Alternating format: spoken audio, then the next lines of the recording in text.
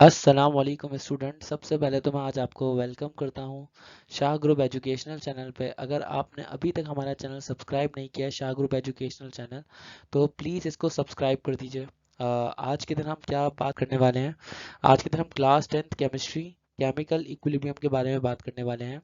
Chemical equilibrium basically class 10th chemistry का chapter number 1 है और चैप्टर नंबर 1 की ये लास्ट वीडियो है। आज के दिन हम चैप्टर नंबर 1 की लास्ट वीडियो के बारे में बात करें। लास्ट वीडियो हम चैप्टर 1 की देख रहे हैं। इस वीडियो के अंदर हम लोग लेक्चर नंबर 11 को डिस्कस करेंगे। इस वीडियो के अंदर हम लोग क्या करेंगे, हम लेक्चर नंबर 11 को डिस्कस करेंगे। इससे पहली वाली वीडियोस के अंदर हमने लेक्चर नंबर 1 से लेके लेक्चर नंबर 10 तक टोटल आप ये कह सकते हैं कि 4 बल्कि 5 वीडियोस हमने अपलोड किए हैं। आई गेस 5 वीडियोस हमने अपलोड किए हैं, 4 to 5 videos, I am not very sure. तो बात यह है कि हमने उन वीडियोस के अंदर किन किन चीज़ों के बारे में बात की। टोटल 5 वीडियोस अपलोड किए, मुझे याद आ गया। 5 वीडियोस अपलोड किए हैं। 5 वीडियोस के अंदर हमने लेक्चर 1 सबसे पहले अपलोड किया है, फिर 2, फिर 3, 4 एक साथ, फिर 5, 6 एक साथ, फिर 7, 8, 9, 10 एक साथ। ये हमने टोटल 5 वीडियोस के अंदर इस तरह से कवर किया है, लेक्चर 1, 2, 3, 4, 5, 6, 7, 8, 9, 10। अब हमने लेक्चर 1 के अंदर सबसे पहले रिवर्सिबल इरिवर्सिबल रिएक्शंस के बारे में पढ़ा था, बहुत डिटेल में पढ़ा था, ठीक है। फिर हमने चैप्टर लेक्चर नंबर 2 के अंदर हमने रेट ऑफ रिएक्शन के बारे में पढ़ा था। और फिर लेक्चर नंबर 3 और 4 के अंदर हमने केमिकल इक्विलिब्रियम के बारे में पढ़ा था, डिटेल में पढ़ा था। और इसके बाद हमने केमिकल इक्विलिब्रियम के साथ साथ हमने डेरिवेशन ऑफ केसी करी थी, लॉ ऑफ मास एक्शन पढ़ा था। लेक्चर नंबर 5 और लेक्चर नंबर 6 के अंदर हमने क्या क्या चीज़ें पढ़ी थी। लेक्चर नंबर 5 और लेक्चर नंबर 6 के अंदर हमने एप्लीकेशंस ऑफ केसी पढ़े थे और हमने केपी के बारे में पढ़ा था इसके अंदर। अच्छा, लेक्चर नंबर 7, 8, 9, 10 के अंदर हमने केसी के न्यूमेरिकल्स के बारे में डिस्कशन करी थी। और आज हम लेक्चर नंबर 11 के अंदर डिस्कशन कर रहे हैं। लेक्चर नंबर 11 के बारे में हम बात कर रहे हैं, केमिकल इक्विलिब्रियम का जस्ट ओवरव्यू है, यानी कि जो कुछ हमने 10 लेक्चर्स के अंदर पढ़ा है, उन 10 लेक्चर्स को हम क्या करेंगे, यहाँ पे हम एक तरीके से कवर करने वाले हैं, ओवरव्यू देने वाले हैं। तो चलिए शुरू करते हैं। सबसे पहले फर्स्ट पॉइंट से ओवरव्यू पूरे चैप्टर 1 का। फर्स्ट पॉइंट क्या है कि रिएक्शन जो कि प्रोसीड होते हैं टू कंप्लीशन, वो रिएक्शन जो कि कंप्लीशन की तरफ जाते हैं इन अ डेफिनेट डायरेक्शन, एक फिक्स डायरेक्शन के अंदर, वो कहलाते हैं इरिवर्सिबल रिएक्शंस, ठीक है। और दूसरा पॉइंट ये है कि वो रिएक्शंस जो कि कभी भी कंप्लीशन की तरफ प्रोसीड नहीं करते किसी फिक्स डायरेक्शन के अंदर, एक फिक्स डायरेक्शन के अंदर नहीं जाते, बल्कि दो अलग अलग डायरेक्शंस के अंदर मूव करते रहते हैं, कभी भी कंप्लीशन की तरफ नहीं जाते हैं, उनको कहा जाता है रिवर्सिबल रिएक्शंस। थर्ड पॉइंट क्या है कि चेंज ऑफ कॉन्सेंट्रेशन, कॉन्सेंट्रेशन का चेंज होना, चाहे रिएक्टेंट्स की कॉन्सेंट्रेशन चेंज हो, रिएक्टेंट्स की मिकदार चेंज हो, या प्रोडक्ट्स की मिकदार चेंज हो एक यूनिट टाइम के अंदर, तो उसका चेंज होना कहलाता है रेट ऑफ रिएक्शन, आसान अल्फाज में स्पीड ऑफ रिएक्शन, ठीक है। अच्छा, पार्ट 4 के अंदर, पॉइंट 4 के अंदर कहा जा रहा है a chemical change taking place per unit time. अब कोई भी केमिकल चेंज जो है, जो कि पर यूनिट टाइम हो रहा है, एक फिक्स टाइम के अंदर हो रहा है, फॉरवर्ड डायरेक्शन के अंदर, किसी रिवर्सिबल रिएक्शन के अंदर, तो हम उसको कहते हैं रेट ऑफ फॉरवर्ड रिएक्शन, ठीक है। इसी तरह से एक केमिकल चेंज जो कि पर यूनिट टाइम के अंदर हो रहा है लेकिन बैकवर्ड डायरेक्शन के अंदर हो रहा है एक रिवर्सिबल रिएक्शन में, तो हम उसकी स्पीड को कहते हैं कि रेट ऑफ बैकवर्ड रिएक्शन, ये बैकवर्ड रिएक्शन की स्पीड है या बैकवर्ड रिएक्शन का रेट है, ठीक है। आगे बढ़ते हैं। ये पॉइंट नंबर 5 होगा, ये पॉइंट नंबर 5, बल्कि इस पॉइंट नंबर 6 होगा ये। पॉइंट नंबर 6 के अंदर लिखा हुआ है the reaction which proceeds to completion, वो रिएक्शंस जो के रिएक्शंस की वो रिएक्शन जो कि कंप्लीशन की तरफ जाते हैं एक फिक्स डायरेक्शन के अंदर, फॉरवर्ड डायरेक्शन के अंदर कंप्लीशन की तरफ जाते हैं, तो हम उसको कहते हैं इरिवर्सिबल रिएक्शन। ये एक्चुअली में ये फर्स्ट पॉइंट दिया है, वापसी रिपीट हो गया, ठीक है। पॉइंट 6 ये वाला है, सही है ना। पॉइंट 6 वाला है, इसके अंदर बोला है केमिकल इक्विलिब्रियम। केमिकल इक्विलिब्रियम एक ऐसी स्टेट है, केमिकल इक्विलिब्रियम सिस्टम की एक ऐसी स्टेट है जिसके अंदर रेट ऑफ फॉरवर्ड रिएक्शन बराबर होता है किस चीज़ के, रेट ऑफ बैकवर्ड रिएक्शन के। केमिकल इक्विलिब्रियम एक ऐसी स्टेट है जिसमें रेट ऑफ फॉरवर्ड रिएक्शन बराबर होता है किस चीज़ के, रेट ऑफ बैकवर्ड रिएक्शन के, at the given conditions of temperature and pressure. अब हमारे पास केमिकल रिएक्शन की, केमिकल इक्विलिब्रियम की सॉरी 3 स्टेट्स हैं।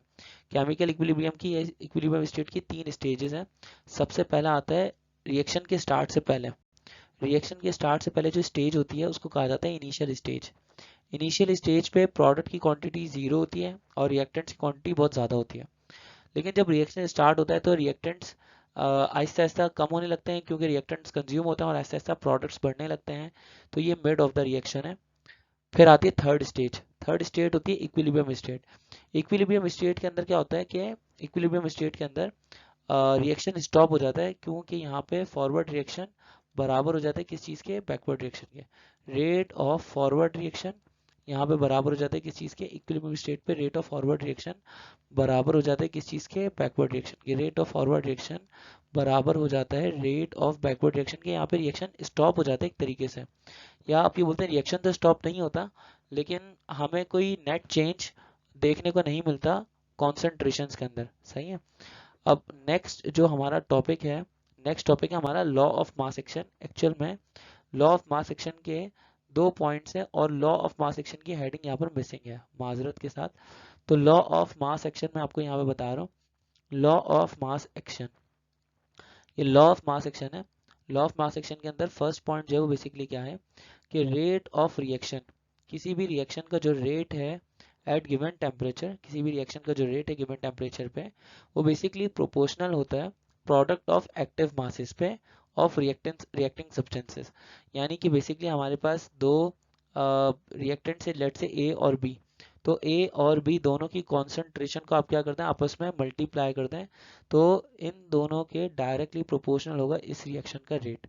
अगर आपको ये बात ठीक से समझ में नहीं आ रही तो आप क्या कर सकते हैं, आप इसके लेक्चर नंबर 3 और लेक्चर नंबर 4 की वीडियो के अंदर देख सकते हैं। उसके अंदर लॉ ऑफ मास एक्शन को बहुत डिटेल में समझाया गया, मतलब बहुत बड़ा टॉपिक है लॉ ऑफ मास एक्शन, उसको बहुत डिटेल में समझाया गया। ठीक है, अब आते हैं ज़रा पॉइंट नंबर 2 की बात करते हैं। पॉइंट नंबर 2, इसके अंदर हम एक्टिव मास की डेफिनेशन कर रहे हैं कि कॉन्सेंट्रेशन, ऐसी कॉन्सेंट्रेशन जिसको हम मोल्स पर डेसीमीटर क्यूब की टर्म्स के अंदर लिखते हैं, वो कॉन्सेंट्रेशन कहलाती है एक्टिव मास। ठीक है। अच्छा, यहाँ पर एक केसी की डेफिनेशन है, वो केसी की डेफिनेशन है कि एक्टिव मासेस ऑफ प्रोडक्ट, अगर हम प्रोडक्ट के एक्टिव मास यानी प्रोडक्ट की मोलर कॉन्सेंट्रेशन और रिएक्टेंट की मोलर कॉन्सेंट्रेशन, अगर हम इनके एक्टिव मासेस का रेशियो निकाल लें तो जो कांस्टेंट आएगा, जो जो रेशियो आएगा वो कहलाएगा इक्विलिब्रियम कांस्टेंट केसी। ठीक है, एट इक्विलिब्रियम स्टेट। तो केसी निकालने का फॉर्मूला होता है KC equals to concentration of product यानी प्रोडक्ट का एक्टिव मास ऊपर और नीचे डिवाइड में रिएक्टेंट्स का एक्टिव मास। प्रोडक्ट और रिएक्टेंट्स के एक्टिव मास का अगर हम रेशियो निकालेंगे तो जो रेशियो निकलेगा वो कहलाएगा केसी। ठीक है, आगे बढ़ते हैं। अब हमारे पास सेक्शन ए के एमसीक्यूज आ गए, मल्टीपल चॉइस क्वेश्चन आंसर्स। देखें ये बड़े इंपॉर्टेंट है हमारे लिए, आइए जरा इसको डिस्कस करते हैं। सबसे पहले फर्स्ट एमसीक्यू की बात करते हैं। फर्स्ट एमसीक्यू के अंदर कहा जा रहा है reactions that proceed on both sides and never go to completion. Reactions, ऐसे रिएक्शंस जो दोनों साइड पर प्रोसीड होते हैं और कभी भी कंप्लीशन की तरफ नहीं जाते, तो वो रिएक्शंस क्या कहलाते हैं, वो रिएक्शंस कहलाते हैं रिवर्सिबल रिएक्शंस। ठीक है ना, इरिवर्सिबल रिएक्शन एक साइड पे प्रोसीड होते हैं यानी कि ये वन वे रिएक्शंस होते हैं, फॉरवर्ड डायरेक्शन में प्रोसीड होते हैं। और ऑपोजिंग रिएक्शंस कुछ नहीं होता है, फॉरवर्ड रिएक्शन और बैकवर्ड रिएक्शन दोनों एक दूसरे के बस ऑपोजिट होते हैं। स्पॉन्टेनियस रिएक्शन वो होते हैं जो कि खुद खुद से होते हैं, उसका इस चीज से ताल्लुक नहीं है। ठीक है, आगे बढ़ते हैं। अब यहाँ पे बोल रहे हैं कि मोस्ट केमिकल रिएक्शंस आर, ज्यादातर केमिकल रिएक्शंस कौन से होते हैं, तो ज्यादातर केमिकल रिएक्शंस जो होते हैं वो इरिवर्सिबल होते हैं, ये हमारा आंसर है। ठीक है, आगे बढ़ते हैं।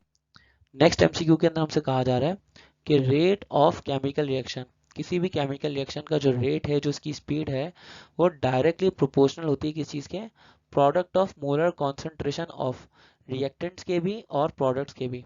क्यों, क्योंकि जो फॉरवर्ड रिएक्शन होता है बेसिकली वो रिएक्टेंट पर डिपेंड करता है, रिएक्टेंट की कॉन्सेंट्रेशन ज़्यादा होगी तो फॉरवर्ड रिएक्शन ज़्यादा होगा।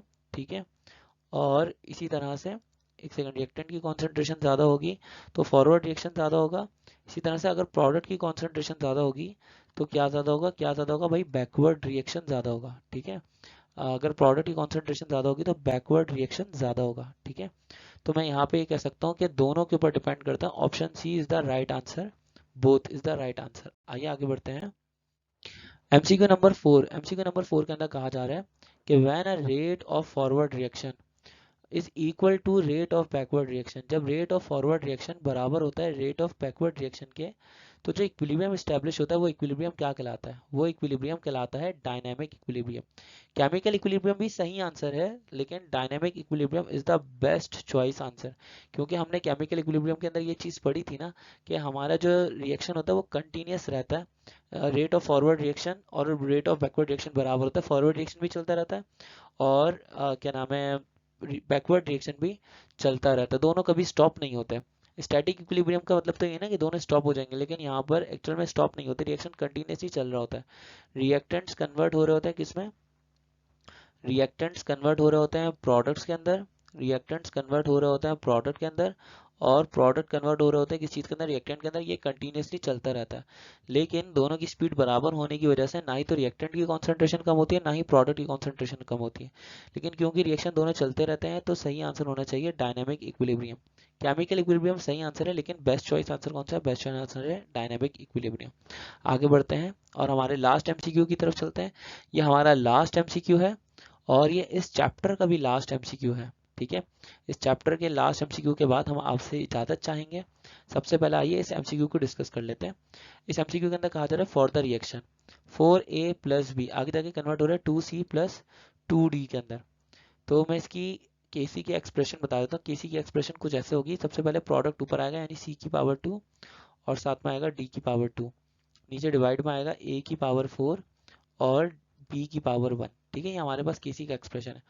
अब वो बोल रहे हैं कि which of the following description, कौन सी डिस्क्रिप्शन जो है इक्विलिब्रियम स्टेट के हवाले से इस रिवर्सिबल रिएक्शन के अंदर ठीक होगी।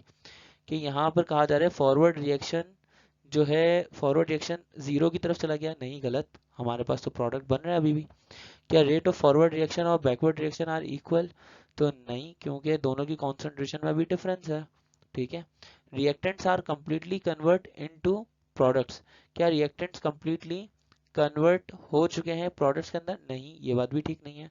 ये रिवर्सिबल रिएक्शन है, देखें ये रिवर्सिबल रिएक्शन है, तो इसका सही आंसर होगा कि ओनली सर्टेन फ्रैक्शन, कुछ फ्रैक्शन ऐसा है जो कि प्रोडक्ट के अंदर कन्वर्ट हुआ है। रिएक्टेंट्स का कुछ ही फ्रैक्शन ऐसा है जो कि, कुछ ही हिस्सा ऐसा है जो कि प्रोडक्ट के अंदर कन्वर्ट हुआ है। ये हमारा सही आंसर है ऑप्शन डी। मुश्किल एमसीक्यू होता है ये, लेकिन आपने माशाल्लाह से इसका सही आंसर दिया है। और मैं अब आपसे इजाज़त चाहूँगा। हमने चैप्टर नंबर 1 ख़त्म कर लिया है, अब हम बढ़ेंगे चैप्टर नंबर 2 की तरफ, जिसका नाम है एसिड बेस एंड सॉल्ट्स। आप लोग जब तक अपना ख्याल रखिएगा। मैं उम्मीद करता हूँ कि आपको हमारी वीडियोस पसंद आ रही होंगी। तो आप हमारा जो चैनल है शाह ग्रुप एजुकेशनल चैनल, इसको सब्सक्राइब करना ना भूलिएगा। मिलते हैं नेक्स्ट वीडियो के अंदर। Thank you so much for watching. Okay, अल्लाह हाफिज़।